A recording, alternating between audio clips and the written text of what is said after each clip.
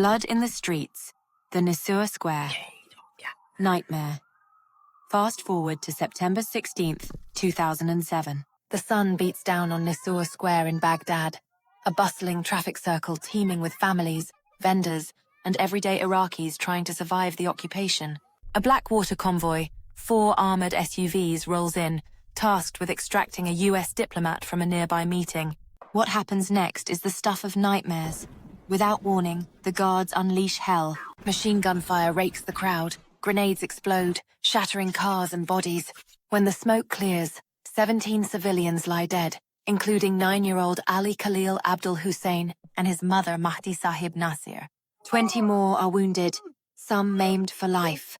6, the Blackwater team claimed they were ambushed, firing in self-defense. But Iraqi investigators, backed by eyewitnesses and US military reports, called it unprovoked murder. No attackers were found. The square was a civilian hub, not a battlefield too. The massacre ignited fury across the Arab world. Newspapers from Al-Sharq, Al-Awsat to Gulf News branded Blackwater arrogant, trigger-happy guns for hire, comparing them to Al-Qaeda profiteers preying on Iraq's chaos. 1. Protests erupted, and the Iraqi government revoked Blackwater's license on the spot. Yet, the US State Department, they kept the contracts flowing, shielding the company from full accountability. This wasn't a one-off. Blackwater's record was riddled with red flags. In 2004, 4 contractors were ambushed and killed in Fallujah. Their charred bodies hung from a bridge, sparking a US offensive that leveled the city. But prior incidents painted Blackwater as the aggressors. A drunk guard gunning down an Iraqi, convoys mowing down pedestrians, and 195 shooting episodes where only 36 were deemed defensive. 3 leaked footage from 2004-2007 shows Blackwater vehicles barreling through streets, firing wildly at anything that moved, civilians included, turning Baghdad into their personal playground of terror. 7.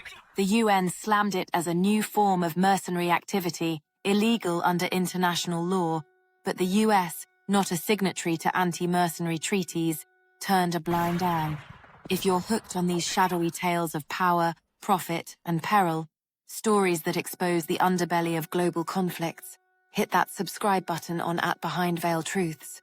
We've got more deep dives waiting, straight from the front lines of hidden history. Don't miss out. The Veil lifts weekly. Impunity and reinvention. The ghost that wouldn't die. The scandals piled up like spent casings. Congressional hearings grilled Prince in 2007. He dodged financial transparency, snapping, "We're a private company. There's a key word there. Private." 0. Blackwater rebranded twice. First to Z Services in 2009 amid the backlash, then to Academy in 2011 after an investor buyout to wash away the bloodstains. 12. But the ghosts lingered. In Yemen, Houthi strikes in 2016 allegedly wiped out over 120 coalition mercenaries, including 11 Blackwater commanders, while another hit killed 200 Sudanese fighters under a US leader. 0 Colombian hires died in 2015, leading UAE ops against insurgents. The ultimate slap in the face. In 2020, President Trump pardoned 4 Nisour Square convicts, sentenced to decades for manslaughter, sparking outrage from Baghdad to the UN. Blackwater's successors raked in billions more, from Haiti ops to potential South American ventures pitched by Prince himself in 2025. 6-9. Today, under Constellis, the company thrives, a phoenix from the ashes of atrocity. Prince? He's pitching mercenary armies to fight cartels, his empire evolving but unbowed. Blackwater's saga isn't over, it's a warning. In a world where wars are waged by corporations, who watches the watchmen? The next contract could be anywhere, and the body count, just another line item. If this investigation has you questioning the shadows behind the headlines, subscribe to @BehindVeil Truths on YouTube for the unfiltered truth. What hidden army will we expose next? Stay tuned, you won't want to miss it. Shadows of the Shadow Army. Unmasking Blackwater's bloody legacy. What if the deadliest killers in America's wars weren't soldiers bound by oaths and uniforms, but shadowy mercenaries who answered only to the highest bidder?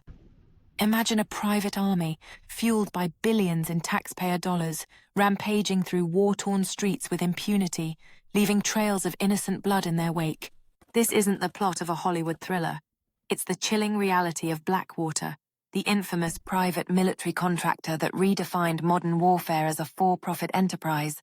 As an investigative journalist who's chased leads from dusty Baghdad archives to classified leaks, I'm pulling back the curtain on this rogue empire. Buckle up, the truth is darker than you think. The rise of a mercenary empire.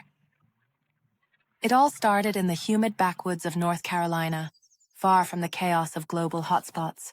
In 1997, Erik, a former Navy SEAL with a taste for adventure and a family fortune from the auto parts empire, founded Blackwater, USA. What began as a modest training facility for elite operators quickly ballooned into a powerhouse. By the early 2000s, post-9/11 America was outsourcing its wars, and Blackwater was ready to cash in. The company secured massive contracts from the US State Department, over $1 billion by some estimates, to protect diplomats and VIPs in Iraq and Afghanistan. 0. Prince, ever the patriot in his own eyes, insisted his loyal Americans were no mercenaries, but critics saw them for what they were: guns for hire, operating in a legal grey zone where rules of engagement were as flexible as a contract clause. Blackwater's operatives weren't your average security guards. They were ex-special forces, hardened by combat, armed to the teeth with automatic weapons, grenades and armored convoys. In Iraq, where the US invasion had descended into bloody insurgency, these contractors became the invisible shield, or sword, for American interests. They escorted convoys through sniper alleys, guarded embassies in the Green Zone, and even trained local forces. But power like that breeds arrogance. Reports leaked from the Iraq war documents in 2010 painted a grim picture. Blackwater employees accused of serious abuses, from unnecessary shootings to intimidation tactics that terrorized civilians. One insider account from a former Blackwater contractor described the camp life as a testosterone-fueled pressure cooker, where alpha males swapped war stories over lukewarm beers, but the real action was outside the wire, where lines between defense and aggression blurred into oblivion.